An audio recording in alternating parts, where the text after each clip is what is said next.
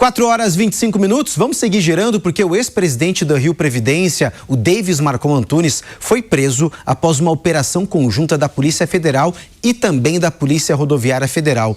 E essa prisão ocorreu no âmbito das investigações sobre os investimentos de fundos de previdência no Banco Master. Rodrigo Viga está conosco e vai trazer todos os detalhes dessa prisão. Viga, seja bem-vindo aqui ao nosso 3 em 1, primeira vez que a gente está conversando ao vivo, então meu boa tarde especial para você, meu amigo. Obrigado, boa tarde para você, para o meu amigo Zé Maria, para o meu camarada Gana e para o meu eterno vice Piperno. Só me tira uma dúvida, viu, Cássio? O seu sobrenome. Eu gosto de falar, porque me chamam todo dia pelas ruas e por aí de Rodrigo Veiga. Mas eu sou Viga, então, por favor, com parcimônia, me ensine a falar o seu sobrenome. Vamos lá, Cássius Zeiman. Ok. Cássius, para mim, daqui para frente eu sou Cássio, não vou conseguir. Desculpa. Desculpa, tá combinado, tá combinado. Cássius, vamos falar de coisa séria, né? Porque vambora. Tá chovendo, doidada aqui, tem polícia na rua para prender o Oruan, mas a gente não fala de outra coisa nesse ano de 26 aqui no Rio de Janeiro que não seja o desdobramento do caso do escândalo do Banco Master. Pois bem, teve aquela operação no fim do mês passado para cumprir 4 mandados de busca e apreensão, apurando investimentos feitos quase R$1 bilhão em títulos, letras emitidas pelo Banco Master. E hoje ia ser preso em São Paulo, hein? Vou logo dizer para vocês. Ia ser preso no aeroporto de Guarulhos, em São Paulo. Mas aí o Davis Antunes, ex-diretor-presidente da Caixa de Previdência dos Servidores do Estado do Rio de Janeiro, esse que aparece aí sorrindo na foto, ele resolveu alugar um carro e pegar um veículo locado para fazer o trajeto São Paulo-Rio de Janeiro. Foi preso na rodovia Presidente Dutra, perto de Volta Redonda, foi levado para a Superintendência da PF numa ação conjunta com a PRF para a unidade da Polícia Federal em Volta Redonda e vai ser trazido aqui para o Rio de Janeiro para cumprir esse mandado de prisão preventiva. 3 expedidos pela Justiça, 9 de busca e apreensão, endereços no Rio de Janeiro e em Santa Catarina, mas como eu disse, ele ia ser preso em Guarulhos, em São Paulo, mas em cima da hora, aos 45 do segundo tempo, decidiu mudar a rota em vez de aérea, rota terrestre. E por que ele está sendo preso, já que foi alvo de mandado de busca e apreensão naquela outra operação que não foi encontrado o celular dele, uma vez que ele estava de férias nos Estados Unidos, férias já programadas? Porque as informações apontam de que há indícios de que o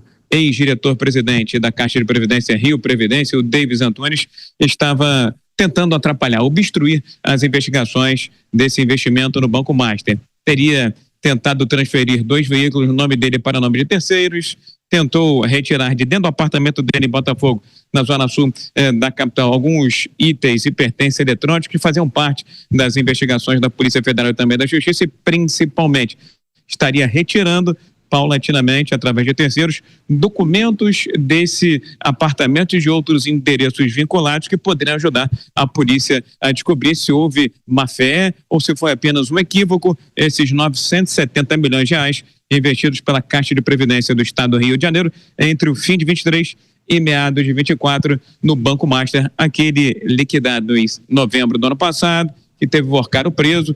Não se fala de outra coisa e aqui no Rio de Janeiro ainda tem mais essa dor de cabeça para ser resolvida, viu? Cássius.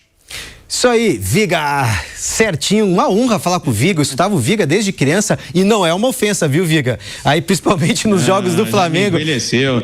Não, o pessoal tá rindo aqui, o Alan Gana e o Fábio Piperno estão... Ó.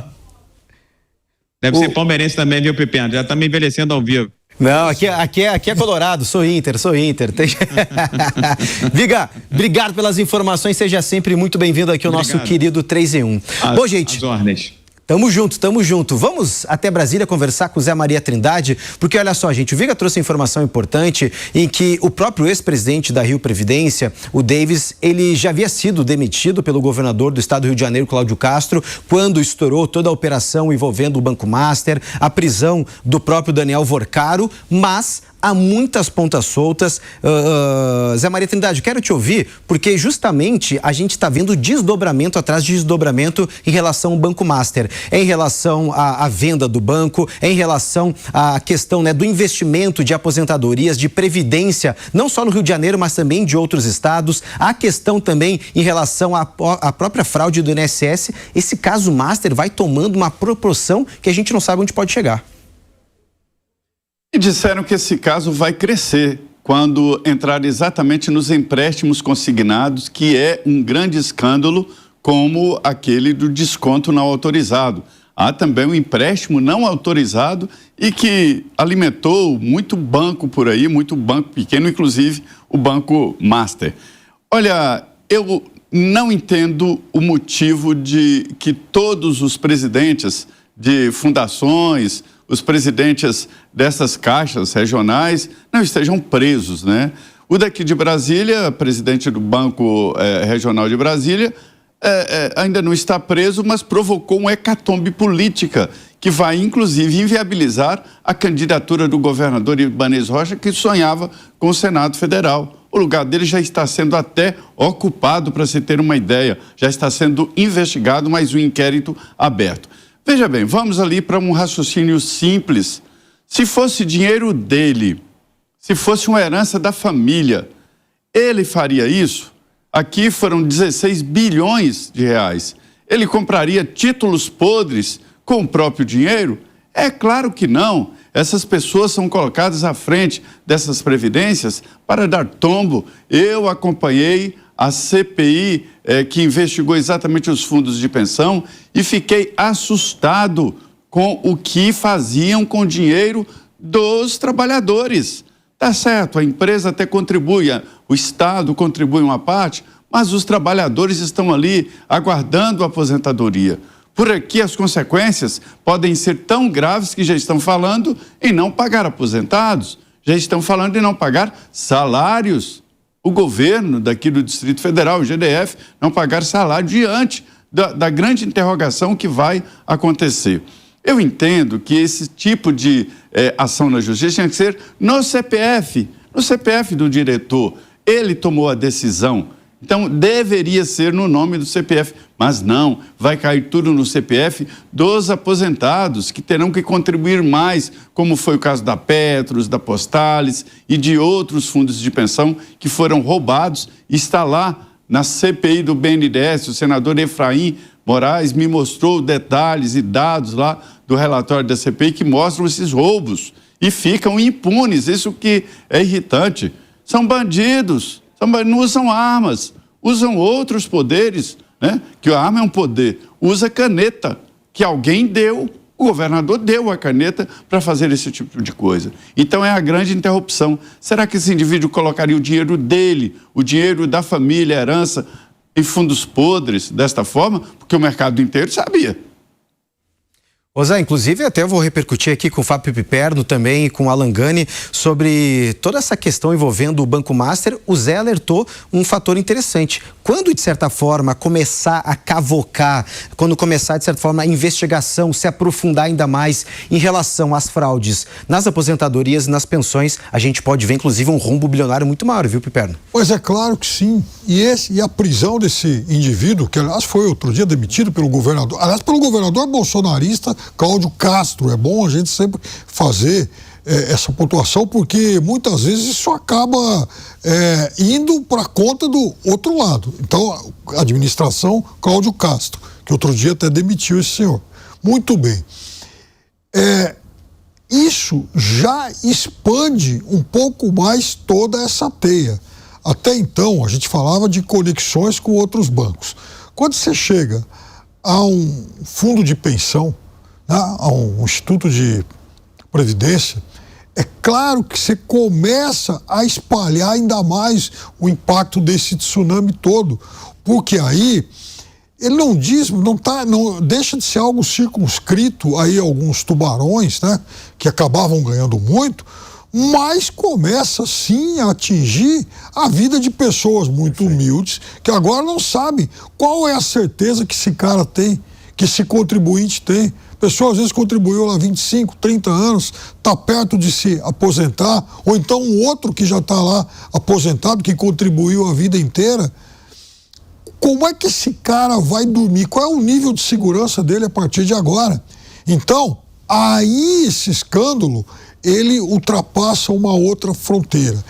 Ele chega numa área, numa seara, em que agora a gente vai começar, de fato, a contabilizar os grandes dramas pessoais de pessoas humildes que correm o risco de perder o suado, o minguado dinheirinho por qual elas pouparam a vida toda. Langani, como é que você enxerga também não só essa investigação, mas justamente nesse ponto que o Zé e também o Piperno tocaram? Muitas pessoas que colocaram na segurança o dinheiro para investir na Rio Previdência ou qualquer outro instituto de previdência, enfim, na garantia que daqui a 20, 30, 40, 50 anos tivesse uma segurança, ou aquele dinheirinho suado que batalhou e agora não tem essa garantia, esse dinheiro simplesmente sumiu. Bom, pois é, Cássio. Primeiro, eu concordo absolutamente com a visão que trouxe aqui tanto o Zé quanto o Piperno. Veja, um fundo de previdência, ele precisa ser conservador, porque ele precisa garantir a aposentadoria dos cotistas, que colocaram ali os seus recursos, né, na esperança de um dia ter ali uma remuneração mensal depois que se aposentarem. Muito bem. Então, o modelo de um fundo de previdência mais conservador, o que eles fazem? Eles vão lá e compram títulos da dívida pública, geralmente atrelados à inflação. Aqueles títulos que pagam IPCA mais uma taxa, né? Tem a proteção da inflação mais um juros real, tecnicamente chamado de NTNB, ou Tesouro IPCA+. Aliás, uma dica aí para a audiência, você não precisa de um fundo de previdência, você mesmo pode ir lá no Tesouro Direto e comprar o título, que você vai ter uma taxa de administração muito menor do que a do fundo, tá? Então o fundo só vai cobrar para fazer isso. E aí que vem a grande questão. Veja, esses fundos não fizeram uma gestão conservadora, comprando títulos da dívida pública. Não, compraram títulos de altíssimo risco, porque um CDB que paga 140% do CDI, com essa rentabilidade absurda, e aí tem uma regra no mercado financeiro, em finanças, que é quanto maior o risco, né, ou melhor, quanto maior a rentabilidade, mas ela não é garantida, quanto maior a rentabilidade esperada, maior é o risco. E uma hora esse risco se concretiza, Cássio. Como, de fato, esse risco se concretizou? E aí, volto aqui no que o Piperno falou. A gente está falando de fundos de previdência e esqueçam garantias aí do FGC, porque a garantia do FGC é por CPF e por instituição financeira. Você está num fundo, é um CNPJ. Então, todo mundo vai, não tem ressarcimento, acabou. Então, aquelas pessoas que colocaram dinheiro no fundo visando a sua aposentadoria lá na frente, porque a do INSS é muito pequena, acabou, aquele dinheiro foi perdido. Então, veja, pessoas, né, pessoas pobres acabaram sendo prejudicadas. Então é isso, Gani. Em relação ao fundo garantidor de crédito, na verdade, quem tem direito até aquele valor de 250 mil seria por CPF. Por CPF e por instituição financeira. Então, por exemplo, o Cássius, né, ilimitados a R$1 milhão. Tá. Então, se você colocou 300 mil numa instituição financeira, você só recebe 250 mil. Você colocou 180 mil, valorizou lá o título e tal, você teria 270 mil. Você só recebe 250 mil. Você pegou e colocou em várias instituições, 3 milhões. Imaginar que quebraram todas, você só recebe 1 milhão. Agora, quando se prende um personagem como esse, é óbvio que também as autoridades não estão em busca apenas de respostas pro crime financeiro que ele ou que eventualmente tenha sido cometido. Querem também respostas políticas, ou seja, quem foi que mandou você fazer isso e por quê? Não, isso chama bastante atenção, inclusive eu estava me perguntando sobre isso, porque não foi apenas a ação de Daniel Vorcaro, claro que a gente está colocando ele agora aqui como seria, né, o grande centro dessa teia, dessas ramificações de negócios e também de fraudes financeiras, mas também tem quem sabe operar, quem sabe em relação à fiscalização, quem também teve esses contatos que chegaram até essas autoridades, até pessoas do mercado financeiro. Então há muito mais pessoas envolvidas, porque precisa de expertise, precisa de habilidade, de conhecimento para saber fraudar essas operações que são muito complexas. Claro, e veja, e aí você joga com o desconhecimento da outra parte, porque a gente está falando de um mercado, Cássio, que é muito complexo, que tem conceitos difíceis, e aí chega lá, você tem toda uma teia de distribuição, né? Pessoas mal intencionadas, olha, não tem nenhum problema, coloca o teu dinheiro aqui, afinal de contas, e aí vende-se essa ideia, né, de que basta ter a garantia do FGC, é isento de risco, como se não houvesse risco justamente por ter a garantia do FGC. Isso é uma mentira, né? O FGC ele garante até uma parte, e mesmo garantido até essa parte, se tiver um risco sistêmico, não tem dinheiro para todo mundo. Então é claro que toda essa engenharia que aconteceu, né, ela contou sim com corrupção de autoridades, com lobbies, com conivência de agentes do mercado financeiro. E quem vai pagar o pato? A mesma turma de sempre, que é a população brasileira. Aliás, ontem, uma ótima matéria do jornal Valor Econômico, contando bastidores de toda essa trama, pelo menos de 2023 para cá. E aí, em relação a isso que o Alan falou sobre o FGC e que a gente já comentou aqui, de políticos, né, de ações de políticos, especialmente do senador Ciro Nogueira, para aumentar o valor do FGC para R$1 milhão, né? Muito bem, houve naquele momento, então, uma ação do, então, ministro do Banco Central, que eu critico muito aqui, mas a gente tem que ser justo em relação a isso, uma ação política dele, para convencer também políticos de quem ele era próximo, para barrarem isso, Roberto Campos Neto. E o presidente Gabriel Galípolo também entrou em campo, ano passado, no começo do ano, porque naquele momento havia, então, a expectativa de uma ação, até mesmo de intervenção do Banco Central, que de fato mais tarde viria a se concretizar. E aí, por conta disso, sabendo disso, alguns políticos vieram então com aquela ideia mirabolante de dar ao Congresso, à Câmara e tal, mais poderes, inclusive para demitir diretores do Banco Central. E aí o Galípolo também entra em campo para convencer aliados próximos aí e tal a também barrarem esse tipo de investida que tinha, obviamente, um objetivo espúrio.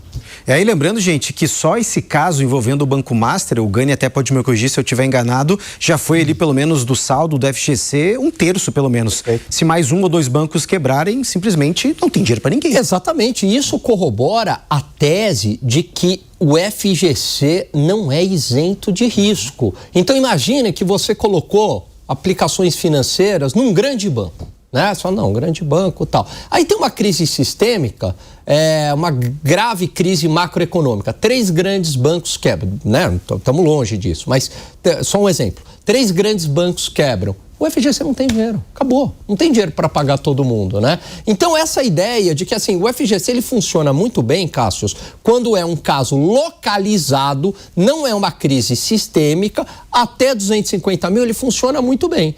O problema, que embora o Banco Master não tenha sido uma crise sistêmica, foi uma crise de grande magnitude, porque consumiu 1/3, como você bem colocou, de recursos do FGC. 40 bi não é.